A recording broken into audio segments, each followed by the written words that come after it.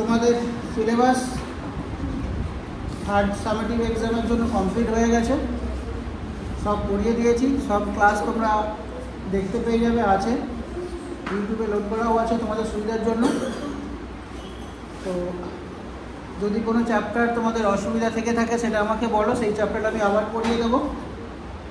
আর যদি অসুবিধা না থাকে তাহলে আমরা পরীক্ষার জন্য কোশ্চেন ব্যাংক শুরু করি, ঠিক আছে? কোশ্চেন ব্যাংক শুরু করি। আমার কাছে কোশ্চেন ব্যাংক আছে, এখানে আমি তোমাদের কিছু কোশ্চেন জিজ্ঞাসা করবো, তোমরা মিলিয়ে নেবে তোমাদের প্রিপারেশান কতটা হয়েছে। যেগুলো অসুবিধা হবে সেগুলো আমাকে জিজ্ঞাসা করে নেবে, তার উত্তর আমি তোমাদের বলে দেব। বোঝা গেল? তাহলে ক্লাসটা শুরু করি। আচ্ছা, আমার কাছে যে কোশ্চেন ব্যাংকটা রয়েছে এটা একটু পুরানো কোশ্চেন ব্যাংক। যদি তোমরা কেউ নতুন কোশ্চেন ব্যাংক কিনে থাকো তাহলে আমাকে দাও, আমি নতুনটাই করাবো। এটা একটু পুরানো, এটা 5-6 বছর আগেকার কোশ্চেন ব্যাংক। চলো শুরু করি। এনেছো কি কেউ কোশ্চেন ব্যাংক? পরের দিন থেকে কোশ্চেন ব্যাংক আনবে, আমি করিয়ে দেবো, কোনো অসুবিধা নেই। আচ্ছা, এখানে প্রথম যে কোশ্চেনটা আমি দেখতে পাচ্ছি সেটা হচ্ছে পশ্চিমী ঝঞ্ঝা কি? কে বলবে পশ্চিমী ঝঞ্ঝা কি? পশ্চিমী ঝঞ্ঝা হলো আমাদের দেশে শীতকালে উত্তর পশ্চিম ভারতে, মূলত পাঞ্জাব এবং হরিয়ানার কিছুটা অংশে পশ্চিমা বায়ুর প্রভাবে যে দুর্যোগপূর্ণ আবহাওয়ার সৃষ্টি হয় তাকেই পশ্চিমী ঝঞ্ঝা বলে। তাহলে পশ্চিমী ঝঞ্ঝা কী বা কাকে বলে বললে কী লিখবো উত্তরটা? আমি কী বলে দিলাম তোমাদের? ভারতে উত্তর পূর্ব অংশে শীতকালে পশ্চিমা বায়ুর প্রভাবে যে কুয়াশা ও ঝড়ঝঞ্ঝার সৃষ্টি হয় বা যে দুর্যোগপূর্ণ আবহাওয়ার সৃষ্টি হয় তাকে পশ্চিমী ঝঞ্ঝা বলে। বোঝা গেল? আচ্ছা, সেকেন্ড কোশ্চেন এখানে আমি দেখতে পাচ্ছি, সেকেন্ড কোশ্চেন রয়েছে উপহ্রদ কি? হ্রদ তোমরা জানো এমন একটা জলভাগ যা চারিদিক স্থল বেষ্টিত বা স্থল বেষ্টিত জলভাগকে হ্রদ বলা হয়। তাহলে উপহ্রদ হলো এমন একটা হ্রদ যার 3 দিক স্থলভাগ দিয়ে ঘেরা। বোঝা গেল? অর্থাৎ একদিক উন্মুক্ত। এগুলো সাধারণভাবেই সাগরের তীরবর্তী অঞ্চলে সৃষ্টি হয়। বোঝা গেল? এবারে এখানে কোশ্চেন রয়েছে মালাবার উপকূলের উপহ্রদগুলোকে কি বলে? তোমরা জানো এটাকে কয়াল বলা হয়। হলো? এবারে এখানে কোশ্চেন এসছে বায়ু দূষক কাকে বলে? কি লিখবো? যারা দূষণ ঘটায় তারাই দূষক। তাহলে বায়ু দূষক কাকে বলবো? যে সমস্ত ক্ষতিকারক গ্যাস বায়ু দূষণ ঘটায় তাকেই বায়ু দূষক বলে। কোন কোন গ্যাসগুলো? এগুলো তোমরা জানো, carbon dioxide, sulphur dioxide, nitrogen oxide, তোমরা জানো, সিএফসি, মিথেন, এগুলো বায়ু দূষণ ঘটায়। তাহলে এই গ্যাসগুলো হয়ে যাবে বায়ু দূষকের উদাহরণ। এখানে কোশ্চেন রয়েছে, সঙ্গেই অ্যাটাচড রয়েছে একটি বিষাক্ত গ্যাসের নাম লেখো। বিষাক্ত গ্যাস তোমরা জানো যে গ্যাসগুলো আমাদের খুব ক্ষতি করে, যেমন কার্বন ডাইঅক্সাইড, সালফার ডাইঅক্সাইড। হলো? এবার এখানে পরের কোশ্চেন রয়েছে ঝুম চাষ কাকে বলে? ঝুম চাষ হচ্ছে এক প্রকার স্থানান্তরিত কৃষি। উত্তর পূর্ব ভারতের পার্বত্য অঞ্চলে জঙ্গল পুড়িয়ে পরিষ্কার করে সেই জমিতে কৃষিকাজ করা হয়। 2-4 বছর সেখানে কৃষিকাজ করা হলো, তারপর সেই জমিটা ত্যাগ করে আবার অন্য কোথাও কৃষিকাজ করা হলো। এই পদ্ধতিটাকে ভারতে বলা হয় ঝুম চাষ। তাহলে ঝুম চাষ কেমন কৃষির উদাহরণ? ঝুম চাষ একটা স্থানান্তরিত কৃষির উদাহরণ। আচ্ছা, পরের কোশ্চেন এখানে রয়েছে ইসরো, ISRO এর পুরো নাম কি? ইসরোর পুরো নাম কে বলবে? ইসরোর পুরো নাম ইন্ডিয়ান স্পেস রিসার্চ অর্গানাইজেশন। হলো? এবারে এখানে রয়েছে কত ডিগ্রি দ্রাঘিমার স্থানীয় সময় ভারতের প্রমাণ সময়? অর্থাৎ আমাদের দেশের যে ঘড়িতে যে সময়টা আমরা দেখি সেটা কোন দ্রাঘিমা অনুসারে নির্ধারণ করা হয়েছে? খুব সহজ কোশ্চেন, তোমরা পড়ে এসেছো। এটা 82.5 ডিগ্রি পূর্ব যে দ্রাঘিমা রেখাটা আমাদের এলাহাবাদ শহরের উপর দিয়ে, বর্তমানে প্রয়াগরাজ সেই শহরের উপর দিয়ে প্রসারিত রয়েছে। ক্লিয়ার হলো? আচ্ছা, এখানে কোশ্চেন রয়েছে গডউইন অস্টিন কোন পর্বতের অংশ? তোমরা জানো গডউইন অস্টিন বা কেটু কারাকোরাম পর্বতের সর্বোচ্চ শৃঙ্গ। হলো? তারপরে এখানে কোশ্চেন রয়েছে পৃথিবীর বৃহত্তম নদী মধ্যবর্তী দ্বীপ বা নদী দ্বীপের নাম কি? এটাও তোমরা পড়ে এসেছো, ব্রহ্মপুত্র নদী পড়ানোর সময় পড়িয়ে এসেছি তোমাদেরকে। মাজুলি হলো পৃথিবীর বৃহত্তম নদী দ্বীপ। ক্লিয়ার হয়েছে?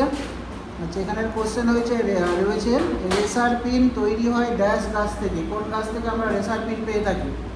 রেসার পিন আমরা পেয়ে থাকি সর্পগন্ধা গাছ থেকে। কি কাজে লাগে? উচ্চ রক্তচাপের ওষুধ তৈরি হয়। যাদের প্রেশার বেশি তাদের যে ওষুধটা দেওয়া হয় সেই ওষুধটা এই রেসার পিন থেকে তৈরি হয়, যেটা আমরা সর্পগন্ধা গাছ থেকে পেয়ে থাকি। আর সিনকোনা থেকে পেয়ে থাকি কুইনাইন, যেটা ম্যালেরিয়া রোগের ওষুধ তৈরি হয়। হলো? আচ্ছা, এখানে কোশ্চেন রয়েছে পরের, বায়ুর আর্দ্রতা মাপা যন্ত্রের নাম কি? কোন যন্ত্র দিয়ে আমরা বায়ুর আর্দ্রতা মেপে থাকি? বলো, বায়ুর আর্দ্রতা মাপা হয়। আর্দ্রতা বলতে বায়ুতে উপস্থিত জলীয় বাষ্পের পরিমাণ। কোন যন্ত্র দিয়ে মেপে থাকি বায়ুর আর্দ্রতা মাপা হয় হাইগ্রোমিটার যন্ত্র দিয়ে। ক্লিয়ার হলো? এবার এখানে কোশ্চেন রয়েছে, ভারতে বন্যপ্রাণী সংরক্ষণ আইন কত সালে চালু হয়? কে বলবে?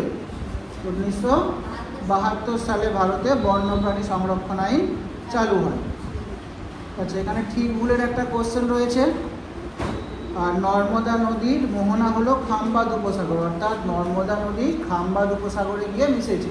ঠিক না ভুল? এটা ঠিক, নর্মদা নদী খাম্বাদ উপসাগরে গিয়ে মিশেছে। আচ্ছা, পরের কোশ্চেন এখানে, ভারতের দীর্ঘতম হিমবাহের নাম কি? ভারতের ভূপ্রকৃতি বলে যে চ্যাপ্টারটা আছে সেখানকার কোশ্চেন এটা। ভারতের দীর্ঘতম হিমবাহের নাম হচ্ছে সিয়াচেন। হলো? আচ্ছা, তারপরে কাজিরাঙা কি? কাজিরাঙা কী জন্য বিখ্যাত? কাজিরাঙা কি? কাজিরাঙা হচ্ছে একটা জাতীয় উদ্যান, যেটা একশৃঙ্গ গন্ডার সংরক্ষণের জন্য বিখ্যাত বা অভয়ারণ্য। বোঝা গেল? এখানে পাওয়া যায় একশৃঙ্গ গন্ডার। এখানে কিছু ইন্টারেস্টিং কোশ্চেন দেওয়া রয়েছে, যেমন একটা রয়েছে, আমি ভারতের মূল ভূখণ্ডের দক্ষিণতম বিন্দু। আমি কে? বলো, আমি কে? আমি ভারতের মূল ভূখণ্ডের দক্ষিণতম বিন্দু। তাহলে আমি কে? আমি হলাম কন্যাকুমারী, ভারতের মূল ভূখণ্ডের দক্ষিণতম বিন্দু। আর যদি কোশ্চেনটা মূল ভূখণ্ড না থাকতো, শুধু কোশ্চেন আসতো ভারতের দক্ষিণতম বিন্দু, তাহলে তার নাম হতো ইন্দিরা পয়েন্ট, যার আগেকার নাম ছিল পিগম্যালিয়ন পয়েন্ট। বোঝা গেল? পিগম্যালিয়ন পয়েন্ট বা ইন্দিরা পয়েন্ট হচ্ছে ভারতের দক্ষিণতম বিন্দু, যেটা আন্দামান নিকোবর দ্বীপপুঞ্জে রয়েছে। আর মূল ভূখণ্ডের দক্ষিণতম বিন্দু হলো কন্যাকুমারী, যেটা তামিলনাড়ু রাজ্যে রয়েছে। বোঝা গেল? আচ্ছা, দুটো পর্বতের মাঝের যে সরু পথ তাকে কি বলবো? দুটো পর্বতের মাঝে যে সরু সংকীর্ণ একটা পথ থাকে, আঁকা বাঁকা একটা পথ থাকে, তাকে আমরা কি বলে থাকি? তাকে আমরা গিরিপথ বলে থাকি। তাহলে দুটি পর্বতের মাঝে যে সংকীর্ণ পথ তাকে বলা হয়ে থাকে গিরিপথ। বোঝা গেল? আচ্ছা, আমি ভারতের প্রথম মহাকাশচারী। বলো, আমি কে? কেউ একজন বলছে আমি ভারতের প্রথম মহাকাশচারী। কি নাম? ভারতের প্রথম মহাকাশচারী রাকেশ শর্মা। Very good. আচ্ছা, আরও একটা খুব ভালো কোশ্চেন, বুদ্ধির কোশ্চেন, ভেবে বলো। 60-এর দশকের শেষে ভারতের কৃষি ব্যবস্থায় একটা বিরাট পরিবর্তন এসেছিল। এই পরিবর্তনটাকে আমরা কি নামে ডেকে থাকি বা বলে থাকি? 60-এর দশকের শেষের দিকে ভারতের কৃষিতে একটা বিরাট পরিবর্তন এসেছিল। এই পরিবর্তনটাকে আমরা কি বলে থাকি? এই পরিবর্তনটাকে আমরা সবুজ বিপ্লব বলে থাকি। বোঝা গেল? আর তোমরা জানো সবুজ বিপ্লবের ফলে মূলত পাঞ্জাব আর হরিয়ানায় গমের চাষ খুব বেড়ে গিয়েছিল। মনে আছে তো সবুজ বিপ্লবটা? ঠিক আছে। আরও একটা সুন্দর কোশ্চেন, সমুদ্র উপকূলবর্তী অঞ্চলে লবণাক্ত মাটিতে আমি জন্মাই। আমি কোন ধরনের গাছ? সমুদ্র উপকূলবর্তী অঞ্চলে লবণাক্ত মাটিতে আমি জন্মাই, আমি কোন ধরনের গাছ? আমি হলাম ম্যানগ্রোভ অরণ্য বা লবণাম্ব উদ্ভিদ। বোঝা গেল? আচ্ছা, তারপরে এখানে কোশ্চেন দিয়েছে, ভারতের একটা বৃষ্টি ছায়া অঞ্চলের নাম বলো। এটা ভূপ্রকৃতি জলবায়ু বলে যে চ্যাপ্টারটা আছে আমাদের দেশের, সেখানকার কোশ্চেন। ভারতের একটা বৃষ্টি ছায়া অঞ্চল হবে শিলং, অথবা যদি কেউ লিখো পশ্চিমঘাট পার্বত্য অঞ্চলের পূর্ব ঢাল, তাহলেও সেটা ঠিক হবে। বোঝা গেল? আমাকে প্রাকৃতিক পর্দা বলা হয়। আমি কে? আমাকে প্রাকৃতিক পর্দা বলে ডাকা হয়। কেউ একজন বলছে আমাকে প্রাকৃতিক পর্দা বলে ডাকা হয়। আমি কে?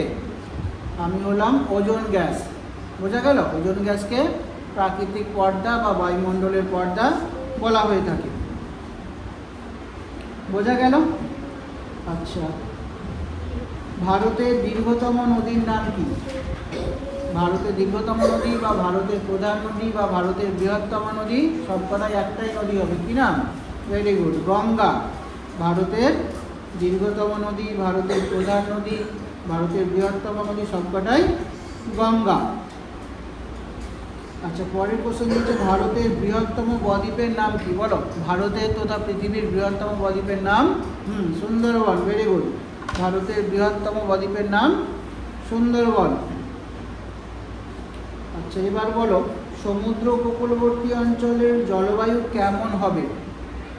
কোনো একটা অঞ্চল যেখানকার জলবায়ু বা যে অঞ্চলটা সমুদ্র তীরবর্তী অঞ্চলে অবস্থিত সেখানকার জলবায়ু কেমন হবে? সেখানকার জলবায়ু হবে সমভাবাপন্ন প্রকৃতি। অর্থাৎ সেখানে খুব বেশি গরমও হবে না, আবার সে খুব বেশি ঠান্ডাও হবে না। Very good. আচ্ছা, এবার এখানে কোশ্চেন দেখতে পাচ্ছি আমি একটা, ভারতের উচ্চতম পর্বতশৃঙ্গের নাম কি? একটু আগে আমরা পড়ে এলাম ভারতের উচ্চতম পর্বতশৃঙ্গের নাম, একটু আগেই বলে এলাম। কোনটা? গডউইন, অস্টিন বা কেটু, তাই তো? কোন পর্বতে রয়েছে সেটাও পড়ে এলাম। কারাকোরাম পর্বতে। সিএফসি গ্যাসের পুরো নাম কি? সিএফসি গ্যাসের পুরো নাম কি? হ্যাঁ, ক্লোরোফ্লোরোকার্বন। Very good. সিএফসি গ্যাসের পুরো নাম ক্লোরোফ্লোরোকার্বন। এই গ্যাসটা ওজোন স্তরের খুব ক্ষতি করে। বোঝা গেল? আচ্ছা, বায়ুর গতিবেগ কোন যন্ত্র দিয়ে মাপা হয়? তোমরা শুনেছো নিশ্চয়ই, আজ ঝড় হবে, এত কিলোমিটার বেগে হাওয়া হবে, তাই তো? ঝড় চলবে, এগুলো শোনা তো নাকি? শোনা নয়? নিশ্চয়ই শোনা। তো বলো কী দিয়ে মাপা হয়ে থাকে? বায়ুর গতিবেগ কোন যন্ত্র দিয়ে আমরা মেপে থাকি? বায়ুর গতিবেগ মাপা হয় অ্যানিমোমিটার যন্ত্র দিয়ে। যে যন্ত্রটা দিয়ে মেপে বলা হয়ে থাকে যে এত কিলোমিটার বেগে ঝড় হচ্ছে। ক্লিয়ার হয়েছে? বোঝা গেছে না বোঝা যায়নি? Very good. আচ্ছা, তারপরে এই একই কোশ্চেন রিপিট হয়ে গেল। কয়াল কাকে বলে? একটু আগেই বললাম, মালাবার উপকূলের উপহ্রদগুলোকে কয়াল বলা হয়ে থাকে। এখানে খুব ইন্টারেস্টিং কিছু কোশ্চেন রয়েছে, যেমন ধরো অ্যাসিড বৃষ্টি, এটা পড়ে এসেছি। বায়ু দূষণ থেকে কোশ্চেনটা এসেছে।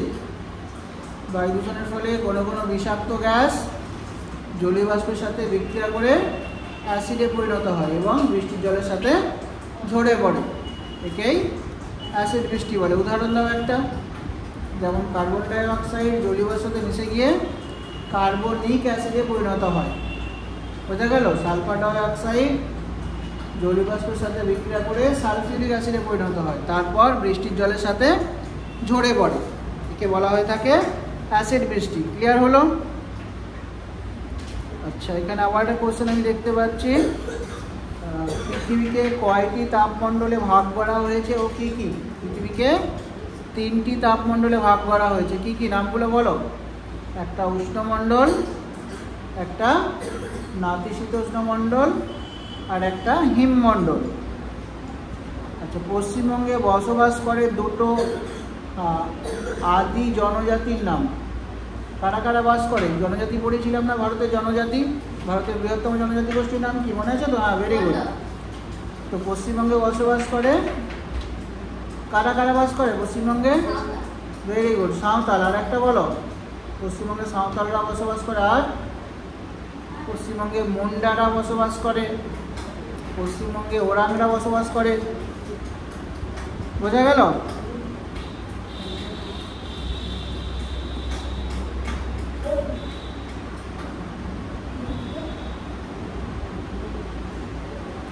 ছায়াবৃত্ত কি? কে বলবে ছায়াবৃত্ত কি? দিন ও মাঝের, বলো, দিন ও মাঝের, দিন ও রাতের মাঝের বৃত্তাকার সীমারেখা। Very good. দিন ও রাতের মাঝের বৃত্তাকার সীমারেখাকে ছায়াবৃত্ত বলে। ক্লিয়ার হয়েছে? এখানে আরও একটা কোশ্চেন রয়েছে, বিকিরণ পদ্ধতি বলতে কি বোঝো বা বিকিরণ পদ্ধতি কাকে বলে? যে পদ্ধতিতে তাপ কোনো মাধ্যম ছাড়াই এক স্থান থেকে অন্য স্থানে পরিবাহিত হয়। কি বললাম? যে পদ্ধতিতে তাপ কোনো মাধ্যম ছাড়াই এক স্থান থেকে অন্য স্থানে পরিবাহিত হয় তাকে বিকিরণ পদ্ধতি বলে। বোঝা গেল? সূর্য থেকে এই বিকিরণ পদ্ধতিতেই তাপ ও আলো দুটোই পৃথিবীতে এসে থাকে। বোঝা গেল? আচ্ছা বেশ, এবার এখানে আর কি কোশ্চেন দেখতে পাচ্ছি। যত উপরে ওঠা যায় বায়ুর চাপ তত কি হবে? যত উপরে উঠবো বায়ুর চাপ তত কমতে থাকবে। Very good. কেন কমতে থাকবে বলো তো? কারণ বায়ুর পরিমাণটাই কমতে থাকবে। বায়ুর পরিমাণ কমে গেলে বায়ুর ঘনত্ব কমে যাবে, তাহলে বায়ুর চাপও কমে যাবে। বোঝা গেল? আচ্ছা, কোন প্রকার মাটিতে লৌহ অক্সাইডের পরিমাণ সব থেকে বেশি? ভারতের মৃত্তিকা বলে যে চ্যাপ্টারটা আছে সেখানকার কোশ্চেন। কোন প্রকার মাটিতে লৌহ অক্সাইড বা আয়রন অক্সাইডের পরিমাণ সব থেকে বেশি? Very good, laterite. আচ্ছা এবার বলো তো, মাটি থেকে একটা কোশ্চেন জিজ্ঞাসা করি। কোন মাটিকে তুলো মাটি বলা হয়? কোন মাটিকে তুলো মাটি বলা হবে? হ্যাঁ, কালো মাটি। আচ্ছা, কালো মাটি কোন শিলা থেকে তৈরি হয় বলো, এটাও বলো। কালো মাটি হ্যাঁ ব্যাসল্ট শিলা থেকে উৎপন্ন হয়ে থাকে। এই মাটিতে তুলোর চাষ ভালো হয়ে থাকে, তাই কালো মাটিকে বলা হয় তুলো মাটি। দাক্ষিণাত্য মালভূমিতে আমরা পেয়ে থাকি, তো দেখা যায়। আচ্ছা, এখানে একই রকমভাবে একটা কোশ্চেন দিয়েছে। একটা স্থলভাগ যে 3 দিক জলভাগ দিয়ে ঘেরা, এটা একটু আগে আমরা বললাম না, একটা জলভাগ 3 দিক স্থলভাগ দিয়ে ঘেরা, এটা ঠিক উল্টোটা দিয়েছে। একটা স্থলভাগ 3 দিক জল দিয়ে ঘেরা, তাকে কি বলবো? তাকে বলবো উপদ্বীপ। আর যদি 4 দিকটাই জল দিয়ে ঘেরা হয়ে যেত তখন তাকে বলতাম দ্বীপ। বোঝা গেল? দ্বীপ আর উপদ্বীপ বোঝা গেছে তো? তাহলে কোনো একটা স্থলভাগ যদি 4 দিক জলভাগ দিয়ে ঘেরা থাকে অথবা জলভাগ বেষ্টিত স্থলভাগকে বলা হয় দ্বীপ। বোঝা গেল? আচ্ছা, এখানে আরও একটা কোশ্চেন দিয়েছে। নবীন পলিমাটিকে আমরা কি বলে থাকি? পলিমাটি দুটো ভাগ পড়ে এসেছো ভারতের মৃত্তিকা পড়ার সময়। কি কি? একটা ভাঙর, একটা খাদর। তো যেটা নবীন তাকে বলা হয়ে থাকে খাদর মাটি। খুব উর্বর এই মাটি, সব ফসলের চাষ ভালো হয়ে থাকে। এখানে একটা কোশ্চেন আমি দেখতে পাচ্ছি, মানচিত্র অঙ্কন বিদ্যাকে কি বলা হয়ে থাকে? মানচিত্র অঙ্কন বিদ্যাকে কার্টোগ্রাফি বলা হয়ে থাকে। বোঝা গেল? আচ্ছা, অ্যাকেসিয়া কেমন ধরনের গাছ বা কোন অঞ্চলে দেখতে পাবো? উদাহরণ থেকে কোশ্চেন দিয়েছে। এটা ভারতের বনভূমি থেকে এসেছে কোশ্চেনটা, বা ভারতের স্বাভাবিক উদ্ভিদ বলে যে অংশটা রয়েছে সেখানকার কোশ্চেন। অ্যাকেসিয়া কোন ধরনের গাছ বা কোন অঞ্চলে আমরা দেখতে পাবো? অ্যাকেসিয়া হচ্ছে এক প্রকার জেরোফাইট জাতীয় গাছ বা মরু উদ্ভিদ। তাহলে কোথায় দেখতে পাবো? বা খরা সহ্যকারী উদ্ভিদ, যাই বলি না কেন। তাহলে অ্যাকেসিয়া কেমন উদ্ভিদ হলো? একটা খরা সহ্যকারী উদ্ভিদ বা জেরোফাইট বা মরু জাতীয় উদ্ভিদ। কোথায় দেখতে পাবো তাহলে? মরুভূমিতে। খুব সহজ কোশ্চেন। আচ্ছা, নীলগিরি পর্বতের সর্বোচ্চ শৃঙ্গের নাম কি বলো? নীলগিরি পর্বতের সর্বোচ্চ শৃঙ্গের নাম দোদাবেতা। Very good. নীলগিরি পর্বতের সর্বোচ্চ শৃঙ্গের নাম দোদাবেতা। জারোয়ারা কোথায় বসবাস করে? এটাও জনজাতির কোশ্চেন এসেছে। জারোয়ারা কোথায় বসবাস করে? জারোয়ারা বসবাস করে আন্দামানে। কোথায় বসবাস করে? আন্দামানে। দক্ষিণ ভারতের গঙ্গা কোন নদীকে বলা? দেখো কোশ্চেনটা না দুটো উত্তর হয় এই কোশ্চেনটায়। দক্ষিণ ভারতের গঙ্গা কাকে বলা হয়? এখন কোশ্চেনটা কোন সেন্সে জিজ্ঞাসা করা হচ্ছে তার উপরে নির্ভর করে। দক্ষিণ ভারতের সবথেকে দীর্ঘতম নদী যেটা, সেটা হচ্ছে গোদাবরী। তাই গোদাবরীকে এই দৈর্ঘ্যের ভিত্তিতে দক্ষিণ ভারতের গঙ্গা বলা হয়ে থাকে। আবার কাবেরী হলো দক্ষিণ ভারতের পবিত্র নদী। বোঝা গেল? তাই কাবেরীকেও কিন্তু দক্ষিণ ভারতের গঙ্গা বলা হয়ে থাকে। তো যদি অল্টারনেট কোশ্চেন পেয়ে থাকো তাহলে এই কোশ্চেনগুলোকে একটু এড়িয়ে যাওয়ার চেষ্টাই করো। কোশ্চেন এখানে দিয়েছে কোন নদীকে দক্ষিণ ভারতের গঙ্গা বলা হয়। আমি তোমাকে দুটো উত্তরই বলে রাখলাম। একটা দৈর্ঘ্য অনুসারে হলে হবে গোদাবরী, আর পবিত্র নদী হলে হবে কাবেরী। বোঝা গেল? এই কোশ্চেনটা আবার এসেছে ঘুরিয়ে ফিরিয়ে। প্রথমে আলোচনা করেছিলাম পশ্চিমী ঝঞ্ঝা কোন ঋতুতে দেখা যায়? পশ্চিমী ঝঞ্ঝা শীতকালে দেখা যায়। খুব ভালো, শীতকালে দেখা যায়। আবার এই কোশ্চেনটা রিপিট হয়েছে ভারতের মূল ভূখণ্ডের দক্ষিণতম বিন্দুর নাম কি? ভারতের মূল ভূখণ্ডের দক্ষিণতম বিন্দুর নাম হলো কন্যাকুমারী।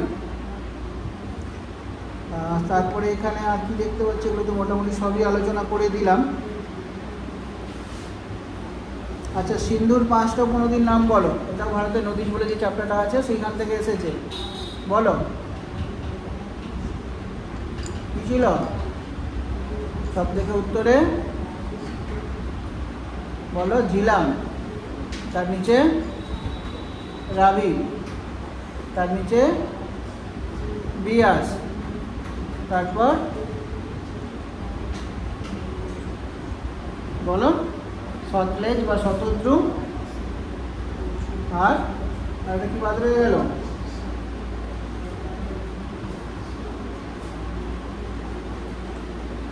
বলো কোন নদীটা বাদ রয়ে গেল?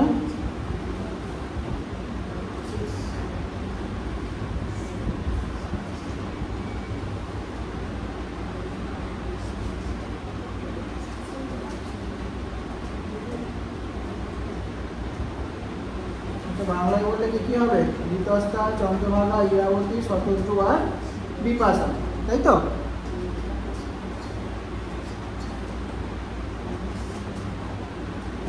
নামটা মনে করতে পারছি না। আচ্ছা, এখানে কোশ্চেন দিয়েছে একটা, সেটা হচ্ছে শব্দ দূষণ বা শব্দের মাত্রা কোন যন্ত্র দিয়ে মাপা হয়? যে যন্ত্র দিয়ে মাপি কত জোরে আওয়াজ হচ্ছে, কোন যন্ত্রটা দিয়ে মাপি? যন্ত্রের নাম হচ্ছে ডেসিবেল মিটার। আর শব্দ দূষণ মাপার মাত্রা বা একক হলে হবে ডেসিবেল। কোন যন্ত্র দিয়ে আমরা শব্দের মাত্রাটা মেপে থাকি, অর্থাৎ যন্ত্রটার নাম কি? কি বললাম? যন্ত্রের নাম হবে ডেসিবেল মিটার। ক্লিয়ার হয়েছে?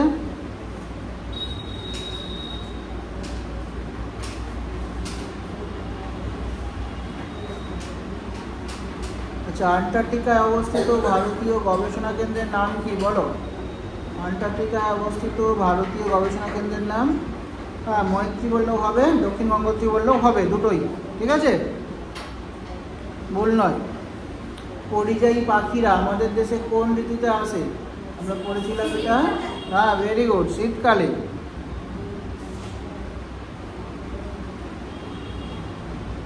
তারপরে বায়ুমণ্ডলে কোন গ্যাসের পরিমাণ সব থেকে বেশি আছে? বায়ুমণ্ডলে সব থেকে বেশি আছে নাইট্রোজেন গ্যাস। আচ্ছা, ভারতের প্রধান খাদ্যশস্য কি? আমাদের দেশের প্রধান খাদ্যশস্য কি? কি খাই আমরা প্রধানত? আমাদের দেশের প্রধান খাদ্যশস্য, ভাত বলে, ভাত একটা রান্না করা উপাদান, ধান। আমাদের দেশের প্রধান খাদ্যশস্য হবে ধান। বোঝা গেল?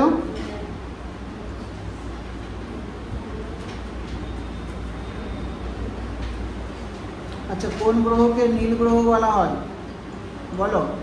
নীল গ্রহ হলো পৃথিবী। ভেরি গুড, নীল গ্রহ বলা হয় পৃথিবীকে।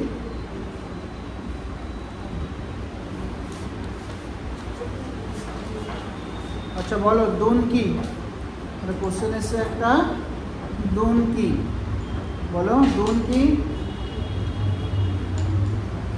শিবালিক হিমালয় আর হিমাচল হিমালয়ের মাঝের যে সংকীর্ণ যে একটা উপত্যকা, তাকে বলা হয় দুন। কীভাবে সৃষ্টি হয়েছে?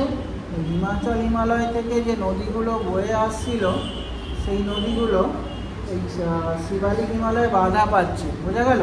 বাধা পাওয়ার ফলে যে বয়ে আনা পদার্থগুলো সেখানে সঞ্চিত করছে আর উপত্যকার সৃষ্টি করছে, সেটাই হলো দুন উপত্যকা, যেমন দেরাদুন। ক্লিয়ার হয়েছে?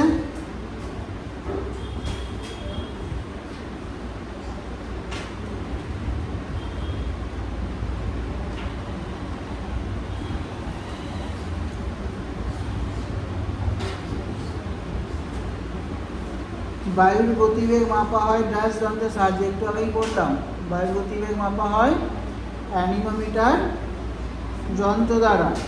শব্দের তীব্রতা মাপার একক হলো, একটু আগেই বলেছি, যন্ত্রটার নামও বলেছি, এককটাও বলেছি। তীব্রতা মাপার একক জানতে চেয়েছি, একক হলে হবে ডেসিবেল, আর যন্ত্রের নাম হলে ডেসিবেল মিটার। বোঝা গেল? ভারতের দীর্ঘতম হিমবাহের নাম, আবার ঘুরে ফিরে এসছে, ভারতের দীর্ঘতম হিমবাহের নাম সিয়াচেন। ক্লিয়ার হয়েছে না হয়নি? অসুবিধা লাগছে কি কিছু? কতগুলো কোশ্চেন আলোচনা করলাম? 50টা হবে না হবে না? হয়ে যাবে তো? আচ্ছা, স্কেল কাকে বলবো? এটা তোমাদের লিখেও দিয়েছিলাম, ইংরেজিতেও লিখেছিলাম। Scale is the ratio between map distance and ground distance. অর্থাৎ কী ছিল? মানচিত্রে দুটো স্থানের দূরত্ব এবং ভূমিভাগে প্রকৃত দূরত্বের অনুপাতকে স্কেল বলে। মনে আছে তো? আচ্ছা, সবুজ বিপ্লবের ফলে কোন ফসলের উৎপাদন সব থেকে বেড়ে গিয়েছিল? এটা একটু আগে বললাম। সবুজ বিপ্লবের ফলে মূলত গমের উৎপাদন, পাঞ্জাব এবং হরিয়ানাতে গমের উৎপাদন খুব বেড়ে গিয়েছিল।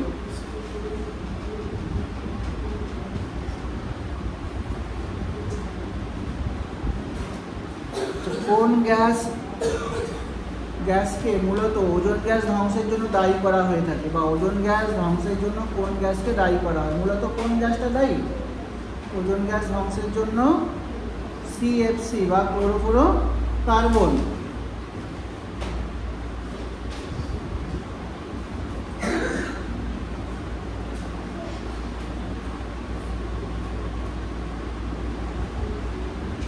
বায়ুদূষণ থেকে আরও একটা কোশ্চেন এসছে। ভোপাল গ্যাস দুর্ঘটনায় যে গ্যাসটা বেরিয়ে এসেছিল তার নাম কি? ভোপাল গ্যাস দুর্ঘটনায় যে বিষাক্ত গ্যাসটা বেরিয়ে এসেছিল তার নাম হচ্ছে MIC, পুরো নাম মিথাইল আইসোসায়ানাইড। আচ্ছা, এখানে কোশ্চেন রয়েছে বিশ্ব উষ্ণায়ন বলতে কি বোঝো? কাকে বলবো বিশ্ব উষ্ণায়ন? ছোট করে লিখবে, গুছিয়ে লিখবে, বেশি লেখার দরকারও পড়বে না, একটা লাইনে উত্তর হয়ে যাবে। পৃথিবীর গড় উষ্ণতা বেড়ে যাওয়ার ঘটনাকেই বিশ্ব উষ্ণায়ন বলে। এর আগে একটা লিখে দিও, পৃথিবীর গড় উষ্ণতা কত? পৃথিবীর গড় উষ্ণতা 15 ডিগ্রি সেন্টিগ্রেড, তাই তো? নানা কারণে পৃথিবীর গড় উষ্ণতা ক্রমশ বৃদ্ধি পাচ্ছে। কী কারণে? গাছ কাটা, দূষণ, তাই তো? জনসংখ্যা বৃদ্ধি, অনিয়ন্ত্রিত ভূমির ব্যবহার, এই সমস্ত কারণে দূষণের পরিমাণ বেড়ে যাওয়ার জন্য পৃথিবীর গড় উষ্ণতা বেড়ে যাচ্ছে। এই ঘটনাকে বলা হয় বিশ্ব উষ্ণায়ন। এখানে আরও একটা ভালো কোশ্চেন রয়েছে, পার্থিব বিকিরণ কি? দেখো, সূর্য থেকে যে রশ্মিটা আসছে বা যে তাপটা আসছে, এই তাপটা প্রথমে এসে আমাদের ভূপৃষ্ঠে পৌঁছাচ্ছে, বোঝা গেল? তারপর ভূপৃষ্ঠ থেকে আবার বিকিরিত হচ্ছে, এটাই হচ্ছে পার্থিব বিকিরণ। অর্থাৎ ভূপৃষ্ঠ থেকে বিকিরিত তাপকেই বলা হয় পার্থিব বিকিরণ। আর এই পার্থিব বিকিরণটাই কিন্তু পৃথিবীর তাপের মূল উৎস, বোঝা গেল? পৃথিবীতে তাপের মূল উৎস হচ্ছে এই পার্থিব বিকিরণ। তো সূর্য থেকে যে তাপটা আসছে সেটা প্রথমে ভূপৃষ্ঠকে উত্তপ্ত করছে, তারপর সেখান থেকে বিকিরিত হচ্ছে, সেই বিকিরিত তাপটা বায়ুমণ্ডলে যাচ্ছে, বা এই তাপটাই বায়ুমণ্ডলের প্রধান চালিকা শক্তি, বোঝা গেল? আচ্ছা, এখানে কোশ্চেন রয়েছে, আমি পৃথিবীর ক্ষুদ্র প্রতিরূপ। আমি কে? আমি হলাম পৃথিবীর ক্ষুদ্র প্রতিরূপ। তাহলে আমি হলাম, হ্যাঁ, গ্লোব। ভেরি গুড, আমি হলাম গ্লোব।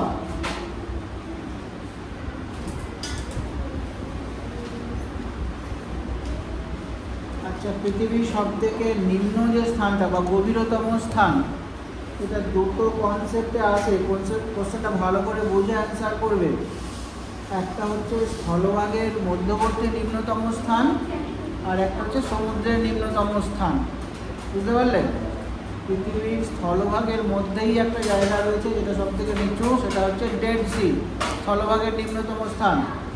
আর জলভাগের নিম্নতম স্থান হচ্ছে মারিয়ানা খাত। একটু ভেবে চিন্তে কোশ্চেনগুলো অ্যান্সার করবে। এখানে অবশ্য যে অপশানগুলো দিয়েছে সেগুলো দেখলেই বুঝতে পেরে যাবে যেখানে ডেড সির সঙ্গে কোনো সম্পর্ক নেই। মারিয়ানা খাত, এভারেস্ট আর মরুখাত দিয়েছে, তাহলে উত্তর হয়ে যাবে মারিয়ানা খাত। আচ্ছা, আমি তিনটে শক্তির নাম বলছি, এর মধ্যে কোনটা প্রচলিত শক্তি সেটা বলবে। তাপবিদ্যুৎ, সৌরশক্তি আর বায়ু শক্তি, এই তিনটের মধ্যে কোনটা প্রচলিত শক্তি? প্রচলিত অর্থাৎ যেটা অনেক দিন ধরে ব্যবহার হয়ে আসছে। এই তিনটে শক্তির মধ্যে প্রচলিত শক্তি হলো বলো অনেক ক্ষেত্রে ব্যবহার হয়ে আসছে, কোনটা হবে? সূর্যের তাপ না, এটা অপ্রচলিত শক্তি। বলো তাপ বিদ্যুৎ, যেটা কয়লা থেকে পাওয়া যায়, অনেক আগে থেকেই আমরা ব্যবহার করে আসছি। আবারও কোশ্চেনটা রিপিট হয়েছে। শব্দের তীব্রতা যে যন্ত্রের সাহায্যে মাপা হয়, নাম কি যন্ত্রটা? Decibel meter. চা চাষের জন্য কেমন জমি লাগবে? ভারতের কৃষি থেকে এসেছে কোশ্চেনটা। চা চাষের জন্য জমির প্রকৃতি কেমন হতে হবে? চা চাষের জন্য জমির প্রকৃতিকে হতে হবে ঢালু, যাতে জল দাঁড়িয়ে না যায়। গাছের গোড়ায় যদি জল দাঁড়ায় তাহলে চা গাছ মারা যাবে। আচ্ছা, অ্যালবেডোর পরিমাণ কত? পৃথিবীর অ্যালবেডোর পরিমাণ কত? অ্যালবেডো তোমরা জানো, সূর্য থেকে আগত রশ্মির 35% মহাকাশে ফিরে যাচ্ছে বায়ুমণ্ডল থেকেই প্রতিফলিত হয়ে, এটাই অ্যালবেডো। তাহলে অ্যালবেডোর পরিমাণটা কত হয়ে যাবে? 35%। আচ্ছা, এই পর্যন্ত থাক। অনেকগুলো কোশ্চেন আলোচনা হলো, তোমরা ঘরে পড়তে থাকো। কোনো কোশ্চেন, কোথাও যদি কোনো কোশ্চেনে অসুবিধা হয় সেটা নোট ডাউন করবে আর আমাকে দেখাবে, আমি পরে তোমাদের অ্যান্সার করিয়ে দেব। বোঝা গেল? কারো কোনো অসুবিধা থাকলে বলো আমাকে। আমি অনেকগুলো কোশ্চেন আলোচনা করে দিলাম, ঘন্টা ভরা টাইম হয়ে গেছে। শেষ করলাম ক্লাসটা।